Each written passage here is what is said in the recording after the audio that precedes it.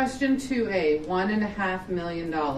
Question 2B, $500,000. One of America's most notorious propagators of conspiracy theories will now have to pay up, and pay up big, for his lies.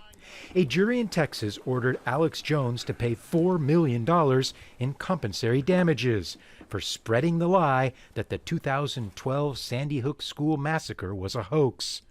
The sum of the money in damages is significant, but far below the $150 million families of one of the victims was asking for. On Friday, the jury will consider punitive damages. Jones' claim was that the mass shooting in Connecticut, which killed 20 elementary school children, was staged by actors to bring about stricter U.S. gun control laws. It was lapped up by his millions of followers, some of whom went on to harass and even issue death threats to the dead children's parents.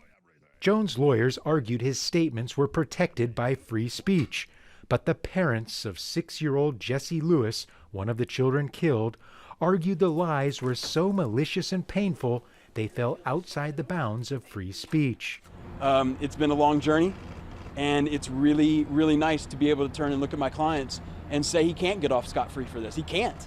Under cross-examination during the 7-day trial, Jones admitted the shooting was, quote, 100% real.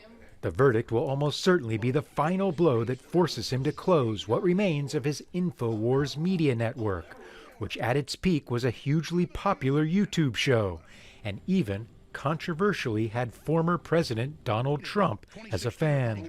I will not let you down. You will be very, very impressed, I hope. You know what perjury is, right? At one moment during the trial, lawyers for the victim's family confronted Jones with 2 years' worth of phone records and emails, some showing guilt. Jones' own lawyers, in an apparent mishap, mistakenly sent them to the opposing lawyers. It's unknown if Jones will face any sort of criminal charges moving forward, but what is very certain is that his financial ruin is now all but certain.